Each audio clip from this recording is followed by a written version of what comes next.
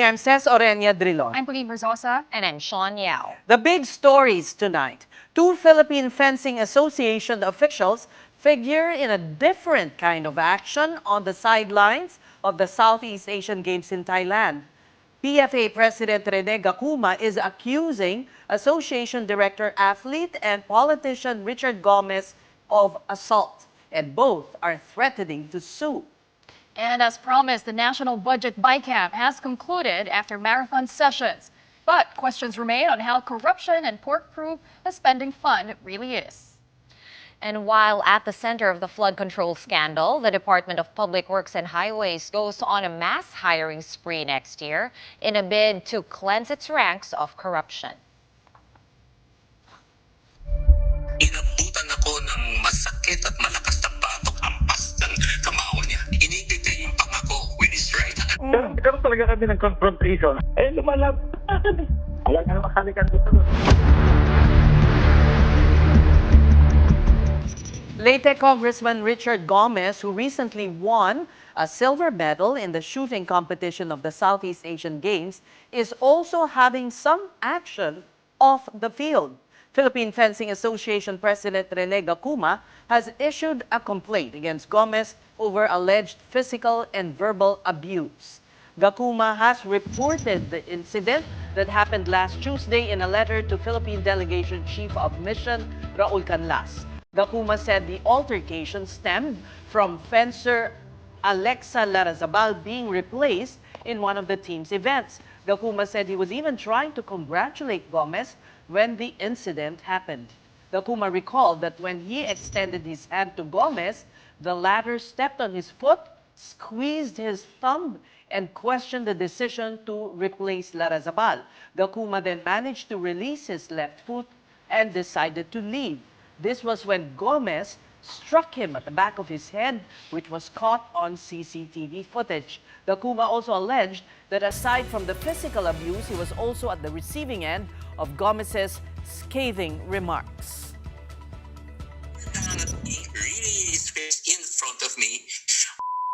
Rene, sino ba nagsabi sa'yo na ikaw pwede yung palitan ang athlete? Paano yung moral ng team? When I turn my back already to leave the scene, inabutan ako ng masakit at malakas na batok sa batok ko ng hampas ng kamao niya. Lumapit siya ulit, inipit niya yung pangako with his right hand firmly. Rene, HR ka lang, HR. Hindi mo alam ang buhay atleta. Gomez is currently a PFA director and second vice president of the Philippine Olympic Committee. Gakuma said he's considering filing charges and an ethics complaint against Gomez. Gomez, meanwhile, has confirmed that he and Gakuma did have a confrontation. Gomez said he only wanted to fight for the fencer who was taken out of the competition, and it was Gakuma and not him who escalated the situation. Never. Nangyari sa amin yan. Ikaw yung number one fencer, biglang hindi ka pala laruin. Right. Only to favor yung favorite nila na number 4 na individual, yun ang favorite nila. When the country is fighting for a medal, bakit pa ipapasok yung mas mahina na player? The incident has also reached Philippine Olympic Committee President Babol Tolentino, who gave this advice to both parties. Namin yung official whatever. Pero mas maganda, nasa Bible yun. Mag-ayos muna kayo. Maganda na tayo. Alam na natin yung tama at mali. So hindi na natin kailangan palakihin pa yun. So mag-ayos lang sila. Now let's discuss this further with Philippine Fencing Association President Rene Gakuma. Good evening to you, sir. Welcome to the Big Story. Hi, good evening, everyone. Good evening, ladies. You're still in Thailand. Nasa Thailand pa ho kayo? Mr. Gakuma? Looks like we lost him. Mr. Gakuma, can you hear us? Hello? Yes, there. Hello? There you are. Yes. All right. Before we Yes, discuss, hi, ma'am. Before we discuss the altercation, tell us the standing of the fencing team in the SEA Games now. Well, for today, the team event for the different weapons, happened, and I believe, we did the team did their best, and all the teams in the men's foil, the women's saber, and the women's team epee landed a bronze. So 3 bronzes for today. All right. The supposed root cause, in interviews, according to Congressman Gomez, is the fact that you withdrew the Yes. number one fencer from competition and favored the fourth, the fourth ranking fencer. Is that Uh, true? Well, we well, let me correct that. The top ranked fencer was replaced, not withdrawn, but replaced. She's still in the team for the team event, and this was replaced by the number 3 ranked fencer in the women's epee team. The first ranked player, Alexa Larrazabal, all right, had concerns. We had concerns with her after she topped the 5 national ranking tournaments conducted from January to June this year. There were 5 ranking tournaments to evaluate and to determine the composition of the national team to this year's Southeast Asian Games here in Bangkok. Let me just cite, however, that there were other concerns that needed to be addressed by the team. Upon the recommendation and observation of the coaching staff, the subject athlete was short in her attendance. There were non-attendance compliance issues, many absences in the past 3 months. That's number one. If you were to consider that, and if in any organization, it would have been treated and identified as absence without leave. And then there were opportunities for her to compete internationally for international exposure, something we lobby for, we prepare for, we request from the Philippine Sports Commission. Our athletes have allowances monthly at that from the Philippine Sports Commission, which we totally depend on. And as a national athlete, there should be compliance, basically, primarily in attendance. And she fell short of that. She missed out on at least two international competitions abroad. Why did she miss it out? Well, she failed to submit all the travel documents on a timely manner. The last of which was the recent one, the training camp with the whole team in Incheon, Korea. In between that or before the training camp, subject athlete requested from yours truly a letter to her school faculty and department saying that she will have to take a leave, all right, and that she will make up for her school and academic requirements. We complied. However, I'm not so sure if she did submit that. Okay. I would like to believe that she did so. Yes. So in Go short, ahead, you're ma'am. saying that there was an attitude problem and she was being disciplined. It was not because you favored another athlete over the number one ranked fencer. Is that correct? Do we understand it right? Mr. Gakuma? Naku, nawawala-wala si Mr. Gakuma. Yeah, I'm here. I'm Okay. here. Yeah. I'm so, here. tama po yun. All right. Is my interpretation of what you said correct na may disciplinary action that you had to impose? Well, the imposition of all these, let me continue, apart from the attendance. Yes. Clearly in our Philippine Fencing Association handbook, which was distributed and acknowledged by every member of the national team, including the coaches, that was made clear. All right. All right, the selection of the team, you have to prove and compliance. All right, it's essential in any team sport and as an athlete. And let me add the second part. All right, she did not anyway in more ways than one reply to the follow-up messages from the coaching staff and even from her teammates. Her whereabouts we questioned it. We questioned it. So, and this reply, the non-replies were critical for us at such a time. All right. Alright. Now, Yes, ma'am. kamusta po kayo naman? Pasensya na, inuna ko yung mga katanungan. Are you okay? No, I Have you had totally a medical understand. checkup?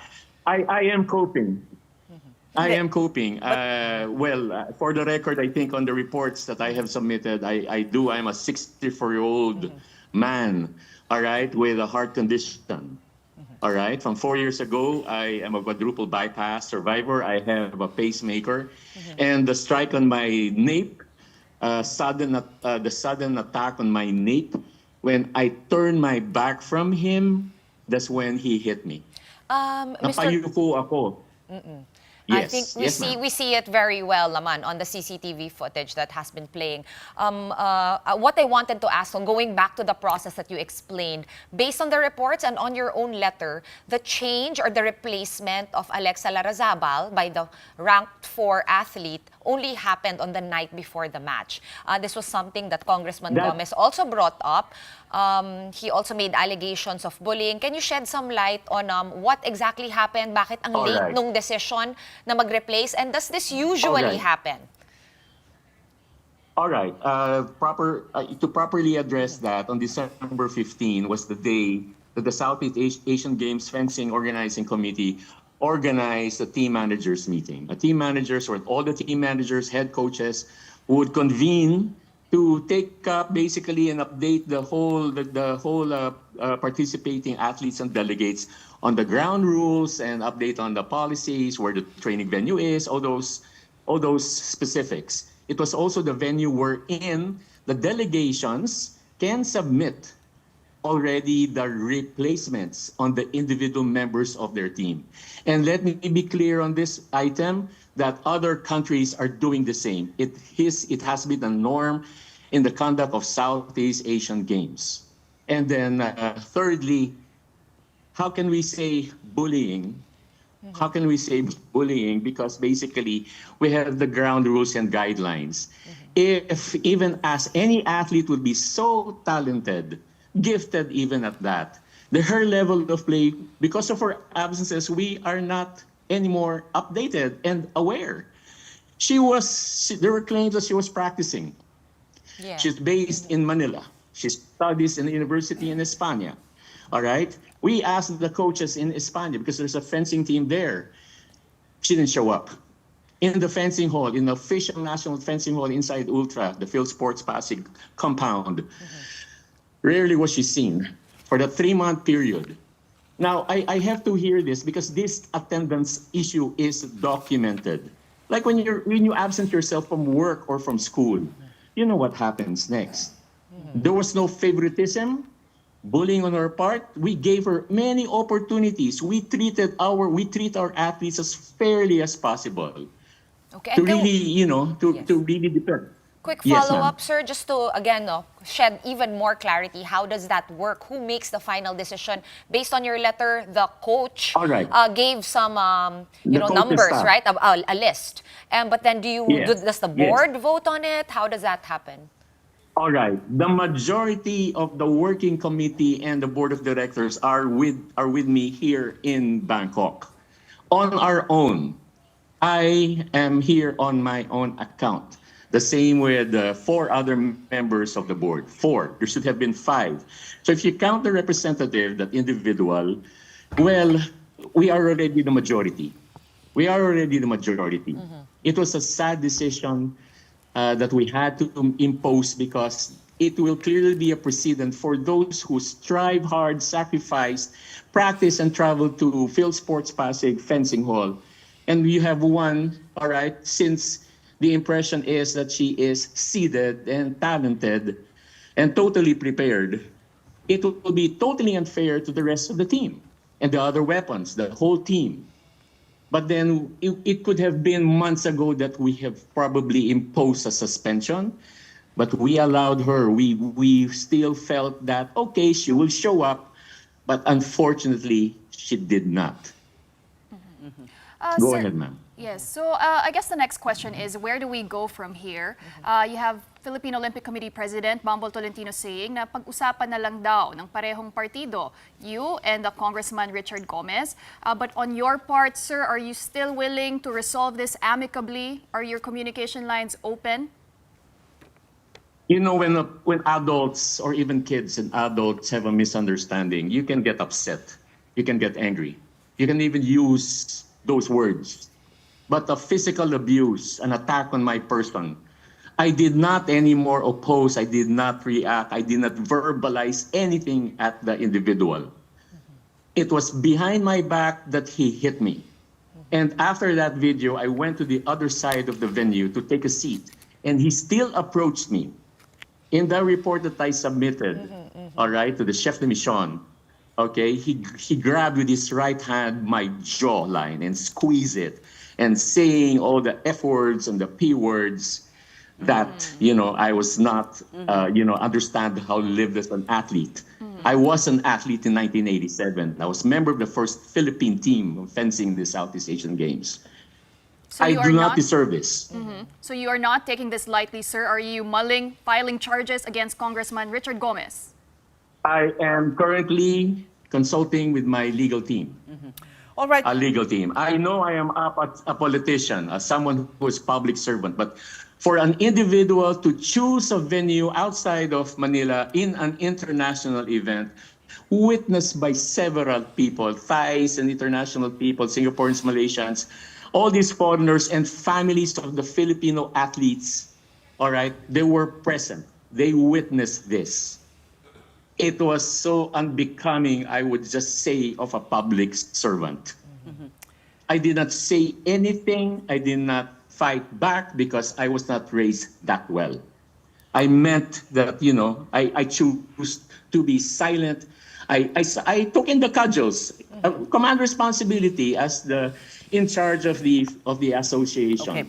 Okay. Sir, the contention of Congressman Gomez is that you started it. I approached him from the gallery to go down. I knew it was bound to happen in a little way. All right. I wanted to, the three of us men, fellow directors, our chairman who is a lawyer at that, and the son of the late Celso Dairit were with me. We approached him to congratulate him, extend our congratulations because of his silver medal from the event of the previous day. By my turn, when I extended my hand, that's when he squeezed it hard and grabbed my thumb and stepped on my left foot to immobilize me. Okay. Right Now tell me if I started everything. Yes. Go ahead. Mr. Gakuma, I was just curious because there are many ways, no, or many actually places where you can actually file this complaint, right? He is a sitting congressman, and I believe I read in the report, in your incident report, that he also, in a phone call, told you that he is a congressman, he could slash the fund. Can you confirm that he really said that to you, and did somebody hear it? We heard that. We heard that. I was a witness to that with 3 other individuals. We heard that. He said that ipapa-congress kaming lahat and tignan natin kung makakuha pa kayo ng budget sa Congress. Are you planning to file an ethics complaint? You know. An ethics complaint there against him?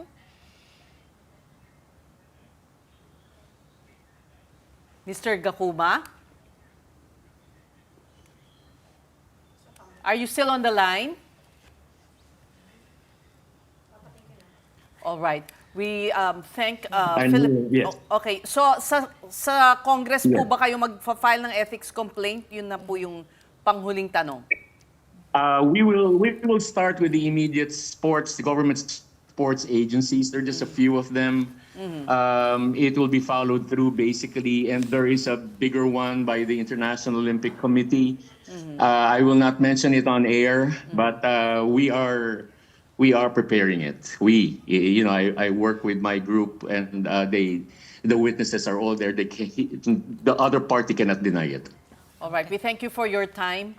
Philippine Fencing Association President Yes, Rene Gakuma. And before we speak to the other party in this incident, we have this breaking news. President Bongbong Marcos releases another report He says warrants of arrest have been issued against contractor Sara Diskaya and several others over an anomalous flood control project in Davao Occidental. The cases, graft and malversation, are non-bailable. Let's listen to the President. Mga kababayan, magandang araw po sa inyong lahat.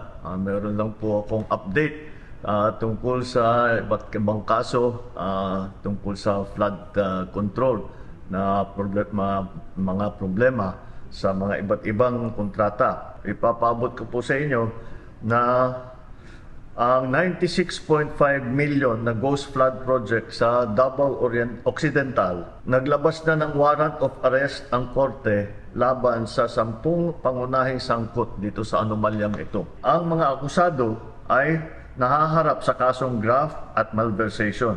Ito pong mga kasong ito, hindi po bailable ito. Hindi pwedeng bayaran ang kanilang para sila'y makalabas sa kulungan. Kabilang na po rito si Sara Diskaya na sa kasalukuyan ay nasa kustodiya ng NBI. Bukod dito, may 8 opisyal pa ng DPWH ang nagpahayag na kagustuhan nilang sumuko. Ito po ay patuloy namin ang gagawin at simula lang po ito at patuloy namin imbestigahan at kakasuhan lahat po ng may kinalaman sa mga iskandalo na nakikita natin sa mga flood control project. At titiyakin po natin na hindi lamang sila ay makakasuhan, kundi maibalik ang pera ng ating mga binayad ng ating mga kababayan ay ibalik sa kaba ng ating bansa. At maraming salamat po at magandang araw po sa inyo.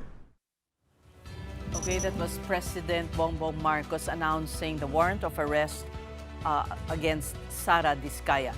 Now, going back to our top story, or the big story, like what we say here on One News, all sides, all the time, we bring in the other party of the issue in the alleged assault on the sidelines of the SEA Games, Congressman Richard Gomez. He is also a director for the Philippine Fencing Association and second vice president of the Philippine Olympic Committee. Good evening, Congressman.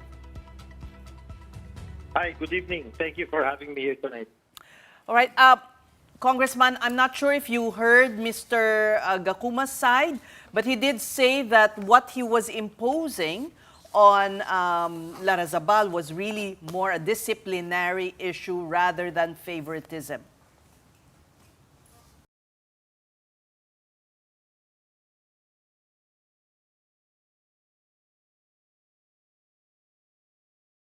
Alam mo, si Alexa, qualified, competed, and became number 1 sa team kaya siya napasama.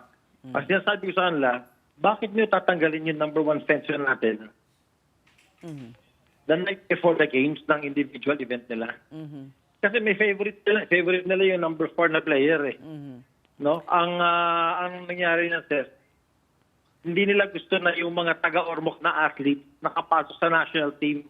3 athletes from Ormoc, like 1, 2, 3. Tapos coming from modern pentathlon na discipline. So, doon talaga ako nagalit. Binubuli nila si Alexa. Nasumbong sa amin, binubuli nila si Alexa. Paano po? Siguro mga 2 months before. Yung national coach nila, binubuli. So, we are going to file a case against the president of the Fencing Association and the national coach for also bullying Alexa. Hindi ako papayag na gano'n. Kasi alam mo, Tess, atleta natin yan. The government spends money for these athletes to train. Sinesweldo man sila. Tapos pagdating ng games, hindi mo palalaruin kasi gusto mo palaruin yung favorite ninyo na player. That is unacceptable. Imagine, kailan siya ulit makakalaro ng SEA Games after 2 years? She lost her chance of getting a medal for herself, for the country, and for the sport. All right, Congressman, you may have a point taking the cudgels for Larrazabal. However, did you think that that was the proper venue and did you have to do it in that manner? Makakasuhan kayo ng physical assault. Wala akong problema kung kasuhan lang ng physical assault. But you hit him, right? Ha? Tinamaan niyo siya? Paano pwede po naman ba ang siya nangyari? magsampa ng kaso. What is your Pwede account? naman siya. Go ahead, sir. Pwede naman siya magsampa ng kaso kung gusto niya. Wala naman problema doon eh. If he thinks na nasaktan siya, if he thinks I assaulted him, by all means, magsampa siya ng kaso against me. Basta ang sa akin, sinasabi ko, I am protecting our athletes and no official can do that to any athlete. Hindi mo tinatanggal yung opportunity at saka yung chance na lumaro at lumaban para sa bansa. Were you not present when that decision was made the eve of the tournament? That's exactly what I told him. Sabi ko, hindi nyo man raise the board yan, na yung pala yung gusto nyo gawin. You just decided, nung pagdating ng technical meeting, pinalitan nyo yung atleta. Yung number 1, tinanggal nyo, pinasok nyo yung number 4. That's exactly what I told him. Sabi ko, para saan pa yung board natin? Sabi ko, nawala na yung professionalism sa board ng Fencing Association. Pwede naman pag-usapan sa board, hindi pwede na isa-dalawang tao lang ang decide. Well, we just spoke to him ahead of you, and that's what he said. It was discussed. It was discussed with other board members. Wala kayo doon? No.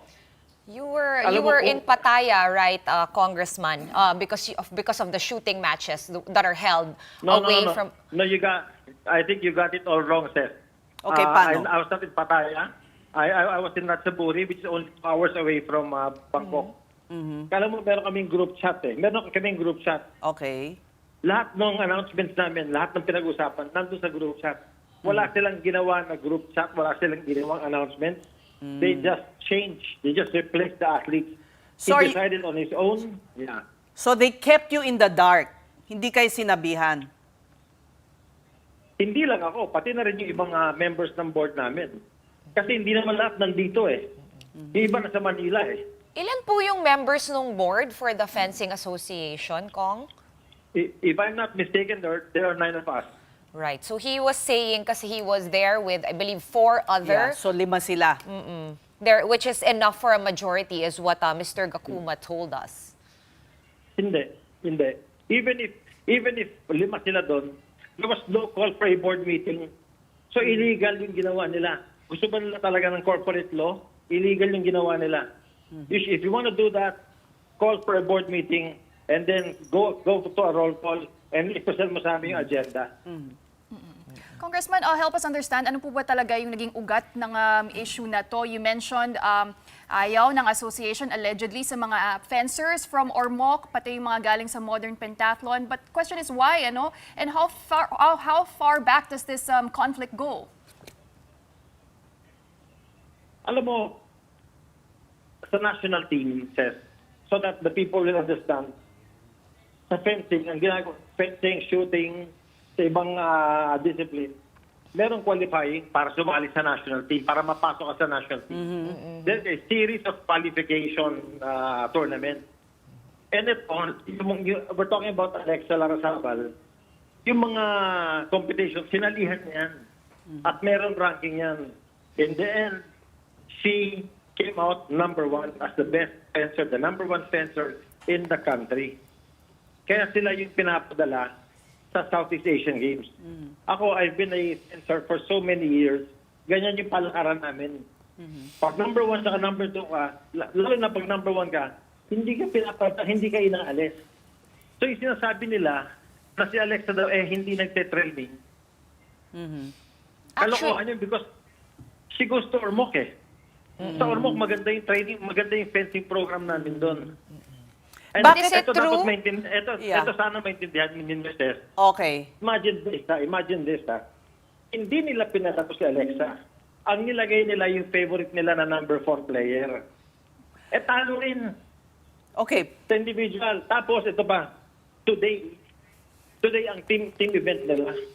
Pinalaro nila ngayon si Alexa. Pero yung supposed to be na pinalaro nila number 4, hindi nila pinalaro. Kung talagang galing yung fencer nila, bakit hindi nila pinalaro today? I think, sir, there's no issue naman no, whether or not talented si Miss Alexa Larrazabal. I think even the other camp, they agree that she's very talented. The issue is that they brought up certain specifics. One, yung non-compliance, meron daw handbook kasi. She missed 2 international events, supposedly, and also na hindi niya na-submit yung mga travel documents niya in time to go to the training in Incheon, Korea. Can you confirm or rebut that? Alexa Larrazabal says, is in med school. Nag-aaral to maging doktor. Ngayon, yung trip na yan, tapos na naman yung qualification eh. She's already training on her own. Just like my daughter Juliana, she's in Korea. She was training there. Yung dalawang fences na lalaki, nasa Spain isa, yung isa nagpunta rin ng Korea, nagtitraining. Hindi lahat nasa Pilipinas para mag-training. Bakit sila umaalis ng Pilipinas? Because pangit ang training program ng fencing ngayon. And these people who goes to other countries, sila mismo gumagastos, nagpupursige sila because they want to win a medal in the SEA Games. Yun ang sinasabi ko, that is the whole point. Right, but it seems no, listen. Hindi nila kayang talunin si Alexa. Kahit anong balita ng gawin nila, hindi nila kayang talunin si Alexa. Siguro iniisip nila, si Alexa probinsyana. Tinatalo niya yung mga taga-Manila. Yun ang nasasakit sila eh. Bakit yung mga taga-probinsya nakakapasok na national team? All right. That is their cheese. Well, I recall, Congressman, that you're not too big to apologize. I recall one incident just recently when you did apologize on the floor of the Congress.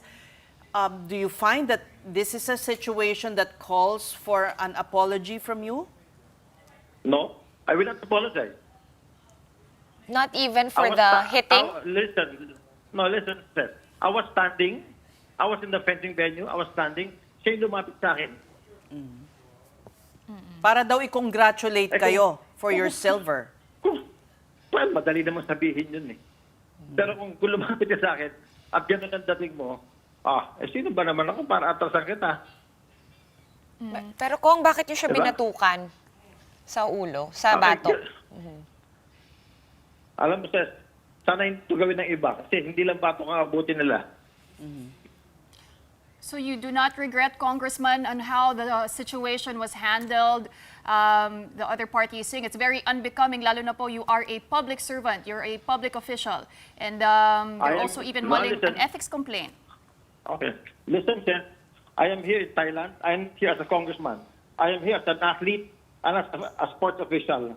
So please do not fan the fire. Just stick to the issues. I want you to stick to the issues. Huwag mong palakihin. Huwag mong palakihin, Ted. Hindi natin pinapalaki, Kong. Tinatanong lang natin because there is also Do not supposedly, sensationalize it. there is supposedly, and tell us if you said this or not, you threatened to cut the budget of the fencing team because you're in Congress. Ako ba ang taga-PSC? Sino ba nagbibigay ng budget sa kanila? PSC, hindi ako. Please try to understand that. So you didn't utter these words. You're trying to sensationalize the issue, sir. We just want clarity, Congressman, kasi the statement came from Mr. Gakuma as well that it was heard by many people that you threatened to cut their budget. Let it be. Let it be. Madali magsalita. Sige lang. Madali lang magsalita. Madali gumawa ng kwento. Sige lang. Okay lang yan. But the issue is, hindi mo dapat tinanggal yung player because she's the number 1 player. She was the best player who was capable of winning a medal. That is the issue. The issue is, hindi mo dapat tinanggal. All right. So let us stop favoritism in sport.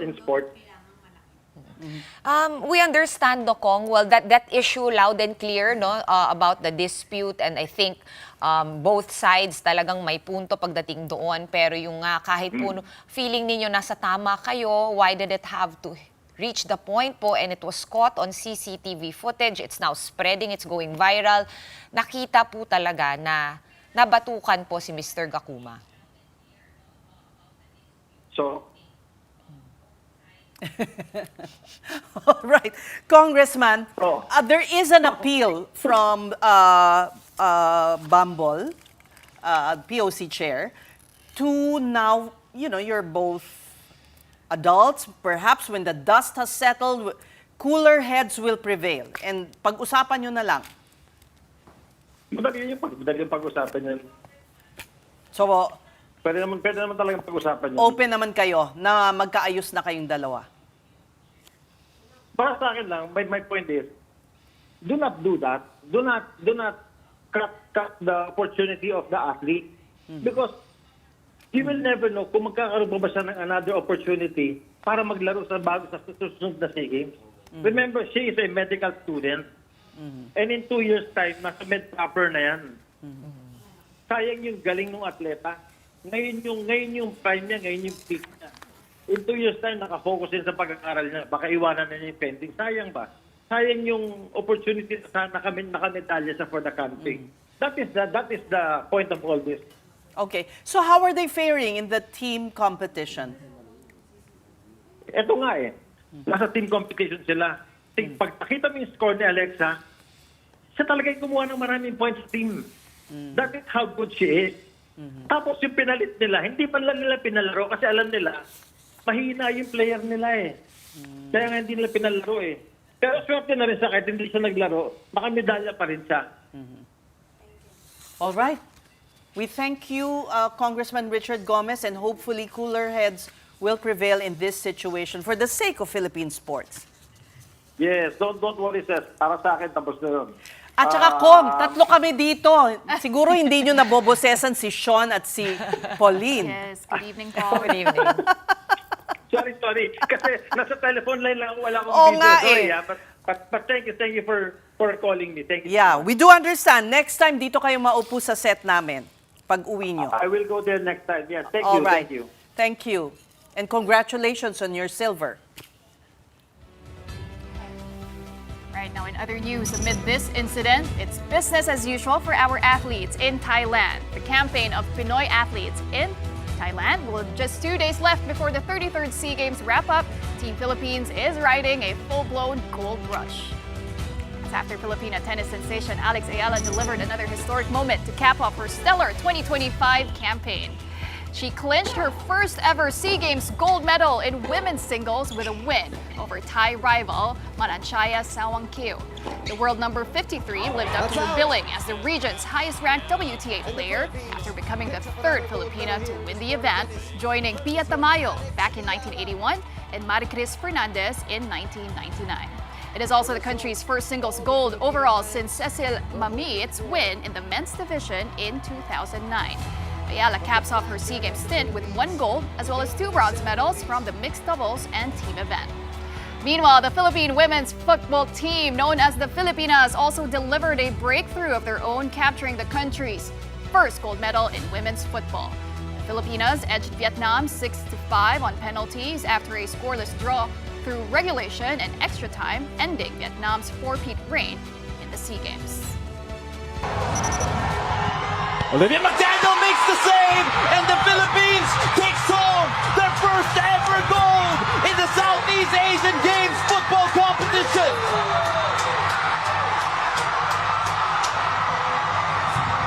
A historic moment for the Philippines. As of 6:45 p.m. this Thursday, Team Philippines has secured 40 gold, 58 silver, and 126 bronze medals, bringing the total to 224. And the country is still 20 gold medals shy of its 60 gold target. Host nation Thailand remains on top of the standings with 195 gold medals. And with several events still in play, Team Pilipinas is pushing to keep this momentum going. And for the latest from Thailand, we now go live to SEA Games correspondent Carlo Pamintuan. Carlo, we're now down to the final stretch. How is Team Philippines holding up there? Well, good so far. And we have a lot to celebrate as we are coming to you from Bangkok. We're happy to report that the Philippines will compete for the gold medal in both the men's and women's basketball competitions here in the 33rd Southeast Asian Games as Filipinas men and women both took care of business against Indonesia in their semifinal matches earlier today. We're coming to you from the basketball venue outside the Nime Butor Stadium, where we witnessed epic performances from our Gilas Pilipinas teams. First to see action were Gilas Pilipinas women as they battled the 2023 SEA Games gold medalist Indonesia. But very early in that matchup, it was clear that our squad got a lot of rest. They had a 3-day break in between matches, so they came out fresh. They came out raring to get the action started, and it was dominated by their inside scoring courtesy of Casey De La Rosa and veteran April Bernardino. They stretched their lead up to 40 points at the end of the first quarter, 30-16, and Gilas even led by as many as 19 points in the first half, and they never really looked back. Just a tremendous victory for the squad of Coach Patrick Aquino to establish themselves in the gold medal match. They also got 3-point contributions coming from Kate Castillo and Janine Pontejos, and a very able young star in Dignadice was outstanding come the end game when they needed her poise and her leadership to bring the ball down and make sure that they will not turn the ball over and give Indonesia any more opportunities to come back into the ball game. So after Gilas Pilipinas women, it was Gilas Pilipinas men that saw action against Indonesia as well, but it was a stark contrast from their performance from the women's side because Gilas struggled again in the first quarter. It has been a theme for the squad of Coach Norman Black. They have been struggling to get off started on a good note. They did not have a good start against Malaysia. Neither they did that against Vietnam, and it stayed as a theme here in the Southeast Asian Games. They were down at the end of the first quarter, but Coach Norman Black made a big adjustment. As he noted, Jamie Malonzo, he was assigned to then defend Zabiero, the outstanding player of Indonesia, who led them in scoring with 17 points in the first quarter to really set the pace for the Indonesians.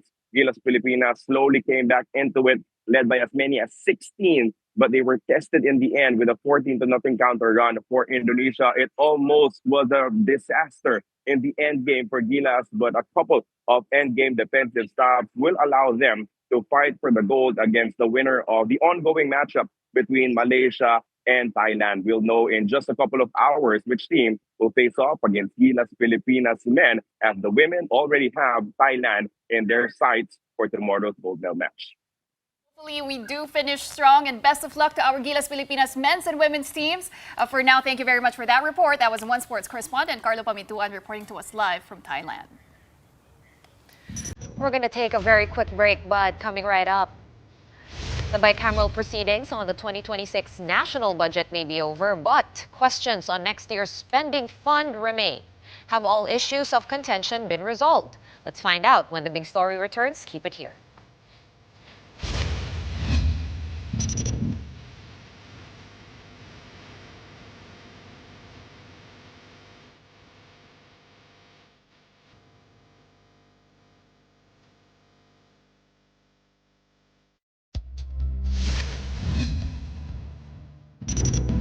You're watching the big story here in One News. The 2026 national budget is now being prepared for ratification after the BICAM approved it after almost 9 hours of discussions from last night. But as early as now, some lawmakers are saying they're voting no to the budget as some questions linger. Mobile journalist Arles De Los Santos with this report. The budget of the Department of Public Works and Highways is duly approved. Ay, salamat. A sigh of relief from Senate Finance Committee Chair Win Gatchalian after the BICAM finally approved next year's spending fund of the Department of Public Works and Highways. Recall that DPWH Secretary Vince Dizon himself went to the first BICAM meeting at the PICC to appeal for the restoration of 45 billion pesos earlier cut from their budget. An unprecedented gesture since during the BICAM, members of the executive are not usually allowed in. Lawmakers did give in later on, but did not restore the whole slash amount for DPWH. Only 20.7 billion pesos was cut from the coffers of the agency central to the flood control scandal. So ito po yung savings na nakuha ho natin from the reduction of overpriced materials. So naging mas near actual, no? Hindi pa siya actual but near actual na po yung cost nila, at in-apply ho namin yan to all 20,000 projects. Of the supposed 20.7 billion peso savings, 16 billion pesos is reallocated to PhilHealth and 4 billion pesos to the National Disaster Risk Reduction and Management Fund. Nevertheless, the DPWH is still getting a whopping 529.6 billion pesos in 2026. Bumaba yan ng 40%. Yung budget na yan ay mapupunta lahat sa mga kababayan natin para sa mga tamang project na makakatulong sa kanila. A little past 2 in the morning on Thursday, December 18, the BICAM finally wrapped up discussions. The chairpersons of the Senate and House contingents say this is a corruption-free appropriations bill. Ako ay kampante na itong budget na ito ay tunay na tutugon sa mga pangangailangan po ng ating mga kababayan. At ang higit sa lahat, itong budget na ito ay corruption-free. Ito ang pinakaunang live stream ng Bicameral Conference Committee proceedings. Isa po itong budget na mapagkakatiwalaan ng bawat Pilipino. However, concerns remain for Makabayan Black, saying they still see a budget heavily laden with pork. Ang sistema ng mga alokasyon sa mga kongresista at maging sa mga senador ay nandyan pa rin, no? Both para sa infrastructure at para sa ayuda. No? So, ang mga kababayan natin nagagalit na sa sistema na yung medical services, yung social welfare services, kailangang idaan pa sa politiko. No? Dapat i-abolish na ito and instead, pondohan talaga ng sapat ang ating health system, ang ating social welfare services, at iba pa. Nananatili pa rin yung unprogrammed appropriations, di ba? Ayaw tanggalin. Akbayan Party List Congressman Percy Sendanya also sounded the alarm on unprogrammed appropriations, as well as the 8 billion peso allocation for NTF-LCAC, which, aside from red tagging, Sendanya claims is also fond of patronage politics. Parang maaga yata ang bigayan ng Christmas ham kahit next week pa ang Pasko. Yung inaasahan natin ng mga problematic items na sana ay tatanggalin, i-cure, babawasan o tatapyasan pagdating ng bicameral conference, aba either napalampas o nadagdagan pa. For his part, Akbayan Congressman Chel Jokno calls for full disclosure, saying that while the BICAM was live-streamed, the process of adjustments was not. He reiterated the Blac's call for greater transparency and meaningful public participation. At this point, some House members say they are not voting yes to the budget's ratification on December 29. After this, the budget is off for President Marcos's signature. The chief executive has the power to veto the spending bill's provision. Kapatid Arles de los Santos, we are One News. Now, members of the Makabayan bloc are set to vote against the ratification of the proposed 2026 national budget. One of them is Deputy Minority Leader and ACT Teachers Party List Representative Antonio Tino, who joins us now. Good evening to you, Congressman. Welcome to the Big Story again. So what are your main points of contention with this report by the BICAM? First of all, good evening to you all. Our no vote to the ratification will be based on, first, the basics. This 2026 budget will not, in fact, provide what our people need. So there will still be insufficient funding for education, for health, for housing, for support to agriculture. On the other hand, there is increased spending for the military, for the NTF-LCAC, for even an increase in confidential and intelligence funds. And on top of that, the pork barrel system, which has been at the root of the widespread corruption that has been exposed, it remains intact in the budget. No? So both in terms of the allocations per congressman and senator, which is where kickbacks can come from, but also the patronage, the allocation of social services through patronage, and unprogrammed appropriations. So for these reasons, okay. We will vote no. So the live stream did not really deter the congressmen from reducing or slashing the pork. Well, I think we saw the limitations of live streaming. In spite of the promise that it would be an open BICAM and it would be transparent, in fact, what we saw was that most of the talking was done behind closed doors. They call it deadlock. And then they'd be meeting and talking behind closed doors, and they would only turn on the cameras once agreements were reached. And we don't really have full disclosure on the details of,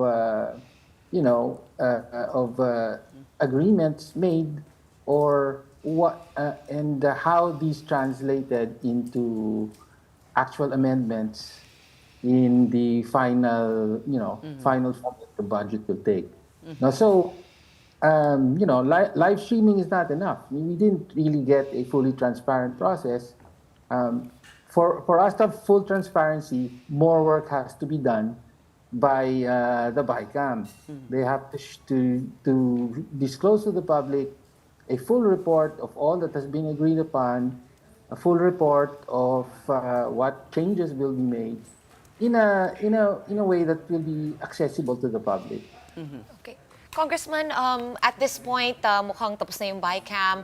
They're already going to print the budget. That's going to be hefty and it's going to go to the president. Are you and the Makabayan Bloc planning to lobby directly to the president? Like BBM, can you just veto it? Because he still has that and we still have that.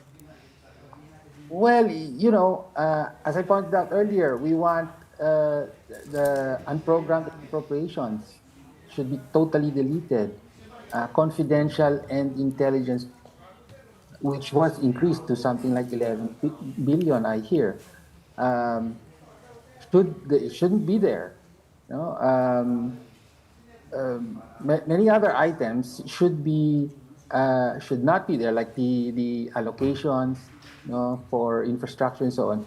They should be vetoed by the president. But will the president actually veto this? That was a rhetorical question. No, the president would not veto this because it's also in the interest of Malacanang and the president to keep them in the budget because these are a number of these are discretionary funds where the president and the executive branch has a big role in doling out the use of these funds. So hindi naman nila i-veto, in short. But Congressman, in the event that this budget, as it is, passes, what will be your next step?